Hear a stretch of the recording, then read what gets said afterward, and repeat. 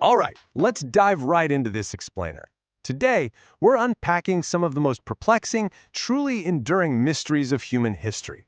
We live in an age where we kind of feel like we have everything figured out, right? But scattered across the globe are these massive, silent testaments to civilizations that completely defy our understanding of ancient engineering. These are the enigmas in stone, and we're going to try to decode the clues they left behind. So think about this for a second. If we have modern cranes and supercomputers and AI, why can't we definitively explain how our ancestors built their greatest monuments? It's a question that really exposes the limits of our modern knowledge. Honestly, it's pretty humbling. We're talking about ancient sites in super remote locations with absolutely zero written records to explain how they got there. We can literally split atoms and land rovers on Mars, but we look at these monuments and we're just left scratching our heads wondering, how on earth did they pull this off? To really wrap our heads around the scope of this, we need to look at just how incredibly ancient some of these places actually are. Like, when we say ancient, most of us picture the Romans, or maybe the early Egyptians. But get this, Göbekli Tepe was constructed around 9500 BCE. That completely shatters our conventional timelines of human development. We are looking at thousands and thousands of years of massive, entirely unexplained architectural projects. Now, to make sense of all these baffling sites, it actually helps to group them by the specific type of mystery they present, because the core enigma totally shifts depending on where you look. Out on Easter Island, it's all about moving immense weight. Over in Bolivia at Pumapunku, it's this impossible, almost machine-like precision. And down in Peru, the mystery is more about, well, an entirely unknown purpose. Breaking it down like this helps us start spotting the patterns in the impossible. Okay, Section 1, Defying Gravity and Scale. How did they move mountains? Let's take a look at how these ancients seemingly overcame sheer physical impossibility. I want you to picture trying to lift this, 1,000 tons. To put that completely massive number into perspective, that is roughly the weight of 150 adult elephants, or, a modern naval warship. And that staggering number is about the mass of the famous Stone of the Pregnant Woman over at the ancient site of Baalbek in Lebanon.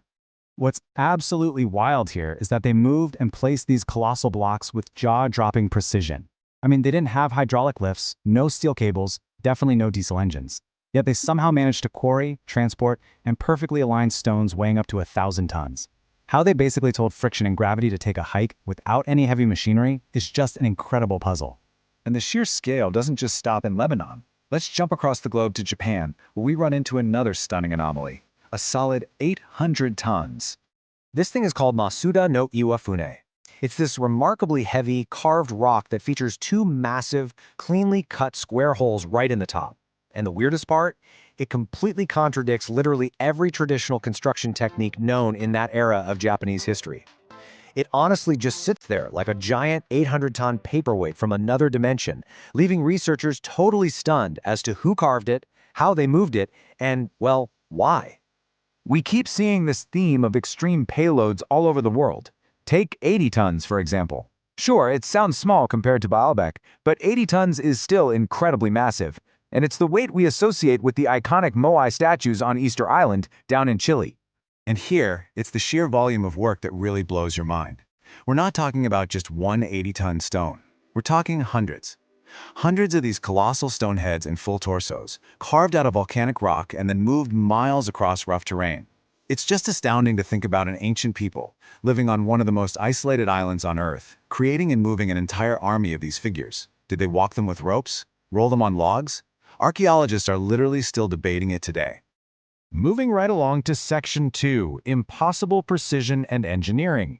Let's transition from sheer brute force weight to masonry that is almost unbelievably sophisticated. So, for decades, conventional history taught us a very specific sequence. Humans figured out agriculture, settled down, and then finally had the time and resources to build temples. But Göbekli Tepe completely flips that script. Built around 9500 BCE, it's the world's oldest known temple, and it entirely predates agriculture. That means hunter-gatherers, people we previously thought only lived in small, nomadic groups, somehow organized a massive labor force to build a highly complex, geometrically precise stone temple. It's a total game changer for our historical timelines. Speaking of precision, we absolutely have to talk about Pumapunku in Bolivia.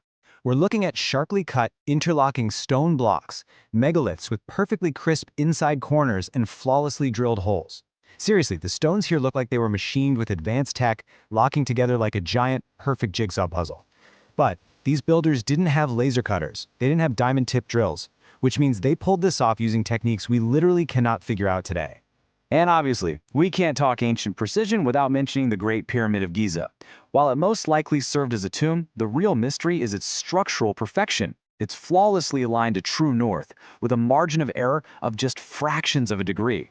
How did ancient builders achieve such perfect, massive architecture with just copper tools, stone pounders, and hemp ropes? Yeah, that's still a subject of intense debate. All right, Section 3, Messages to the Heavens. These are the sites that seem to be communicating on a truly grand scale. Deep in the Peruvian desert, we find the Nazca lines. These are vast geoglyphs forming grand shapes, spiders, hummingbirds, and super complex geometric patterns. They were made by painstakingly removing the dark desert topsoil to reveal the lighter earth underneath. But here's the catch. You can only really see these shapes fully from the air, which obviously makes you wonder, why build on such a massive scale? Were they messages for the gods? A sprawling calendar? The desert is definitely keeping its secrets. Meanwhile, over in France, we've got a totally different kind of sprawling visual display, the Karnak stones. Erected around 4000 BCE, this is a super dense, highly complex arrangement of over 10,000 standing stones stretching for miles in aligned rows.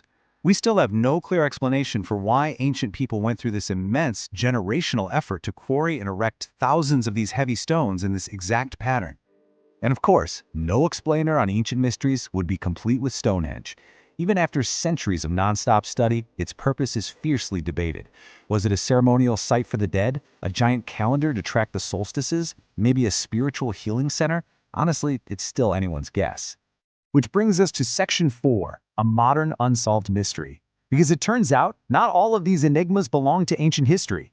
Let's look at a very real, very modern mystery. The Georgia Guidestones. Erected right in the US in 1980, this was a massive granite monument featuring 10 pretty controversial guidelines for humanity, carved in multiple languages. But the truly bizarre part? The people who paid for and designed it operated entirely under a pseudonym. To this day, nobody really knows who they were. And adding to the drama, it was bombed by vandals and completely demolished in 2022. It just goes to show that even today, in an age of digital surveillance, a monument can still be completely shrouded in mystery. Finally, Section 5, the limits of our knowledge. Let's pull back for a second and look at what this all means for us. One of our sources sums up the core issue absolutely perfectly. Many of these sites remain enduring enigmas because they predate written records or exist in remote locations with no clear explanation for their creation. Basically, without the diaries, or the blueprints, or the receipts, we're just left marveling at the surviving stone. We're forced to just stand back and respect the incredible ingenuity and the deeply hidden motivations of the people who came before us. And that brings us to our ultimate takeaway. I'm going to leave you with this to ponder.